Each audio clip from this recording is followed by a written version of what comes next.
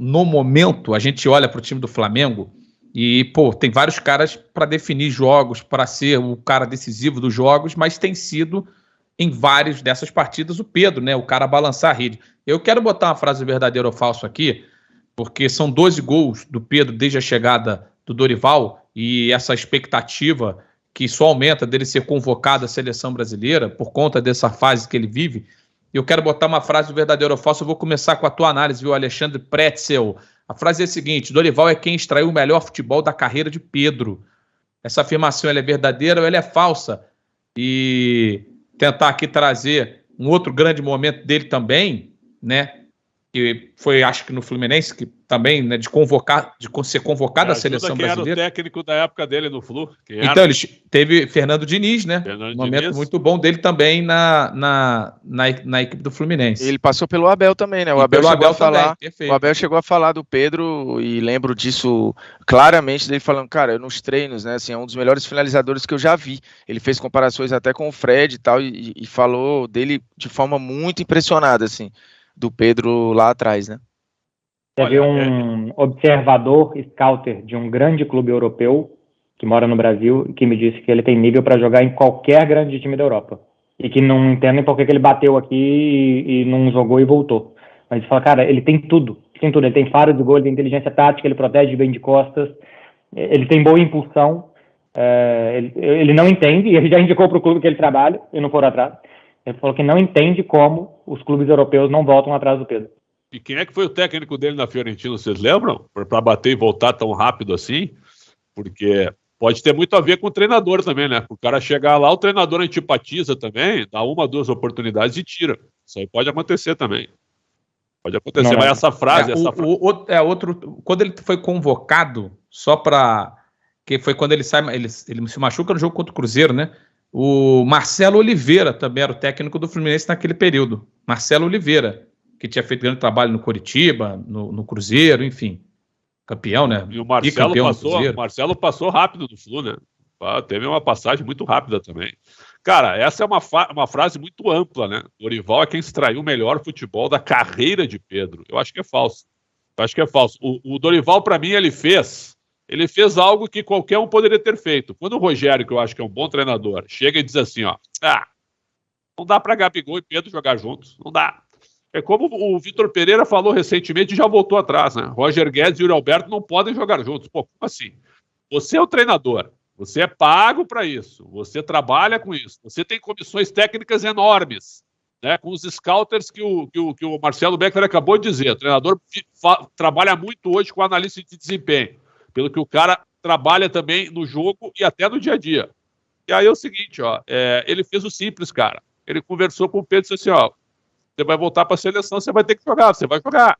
E ele botou o Pedro de centroavante, e o Gabigol circulando por ali. Acho que ele fez o simples, ele fez o que todo mundo gostaria que os outros tivessem feito, principalmente o próprio Rogério Ceni. Agora, extrair o melhor futebol da carreira do Pedro, aí eu acho que é um pouco de exagero. Eu acho que o Pedro vai à Copa, porque conhecendo o que o Tite pensa, quando o Tite chega perto da Copa do Mundo, começa a elogiar tanto assim o jogador e admite que esse jogador ele será relacionado na próxima convocação, eu acho que ele abriu uma porta gigantesca pela característica que o Pedro tem em relação ao elenco que ele dispõe. Então, eu acho que o Pedro vai à Copa do Mundo pela característica dele, mas eu acho que essa frase aí do Dorival é falsa. O Vincenzo Montella, tá? Técnico da Fiorentina na época da chegada do Pedro. Um bom atacante ao lado de Totti na Roma, de 98, 99. E o Pedro, antes da lesão, né? Foi exatamente o que o Formiga falou. Começa lá no Abel, que o Abel fala das características, da qualidade dele. Depois veio o Marcelo Oliveira e ele acaba se machucando no período que ele foi convocado à época lá no Fluminense, ainda em 2018. Ainda tem, acho que o Moreno, o Marcão e depois o Diniz. Com o Diniz, acho que ele fica muito pouco. É porque ele se machuca, ele vai voltar lá quando o Diniz já tá no comando, entendeu? Ele ficou tempo fora. Mas aí ele fica muito pouco tempo e joga, sei lá, 2 meses com o Diniz, acho que menos até, 3 meses, não sei. E aí, Formiga, o Xandão não quis dar tanto peso assim, por conta do Dorival extraiu. Eu acho até que a escalação foi circunstancial, né? Porque machucou o Bruno Henrique, sobrou espaço para ele botar o Pedro, porque seria difícil tirar o Bruno Henrique. O que você acha da frase? Cara, assim, eu entendo o argumento do Xandão, acho extrair uma parada, talvez uma palavra muito forte, Mas assim, um centroavante com as características do Pedro também não tem muita invenção, né? Não tem muita adaptação do que ele pode fazer. Vai muito do que o time faz por ele. E aí, se a gente dá o mérito deste Flamengo para o Dorival, de voltar a fazer este time jogar muito, isso acaba, essa água escoa para o Pedro. Então, se a gente dá o mérito desse momento do Flamengo também para o Dorival, eu acho justo que o Pedro acabe se valendo disso. Então, para mim, a resposta vai ser verdadeira, até porque assim, o Pedro passou nas mãos de poucos treinadores, ele teve uma passagem incipiente na Europa, e no Flamengo até então ele era, num geral, um reserva. Então, mesmo tendo na temporada passada números até legais, só que nessa já passou, a gente já tem aí a melhor temporada da carreira do Pedro em números, e ela calhou de ser com o Dorival. Então, eu vou responder que é verdadeiro, porque eu entendo que ele é fruto de um Flamengo ajustado, que tem a ver com o Dorival, com essa recolocação do Gabriel, né? Então, eu vou votar verdadeiro, mas entendo que o verbo extrair ali, ele talvez seja forte demais um pouco. Marcelo Beckler. Eu acho que é verdadeiro. Eu achava que era falso até o Formiga começar a argumentar, e o final da argumentação dele me convenceu. Eu acho que é verdadeiro porque o Dorival, o que ele fez é dar sequência. A diferença do Pedro de agora para o Pedro de antes é que ele passou a ter sequência. E aí o que eu acho que faz extrair o melhor dele é mudar, por exemplo, o posicionamento do Gabigol. Porque quando os outros tentaram escalar os dois juntos, o Gabigol, né, no que a gente estava falando semana passada aqui, tanto de Mbappé e Neymar, e dono do time e tal, era um time ainda montado meio que de 2019, para o Gabigol fazer 50 gols por ano, igual ele quase fez em 2019. E o Pedro entrou meio de gaiato ali para falar, os gols que o Gabigol não fizer, faz você, Pedro. E não era um time que tinha o Gabigol fora da área, ajudando a criar movimentação, gerar espaço e tal, e o Pedro para terminar as jogadas, como é agora.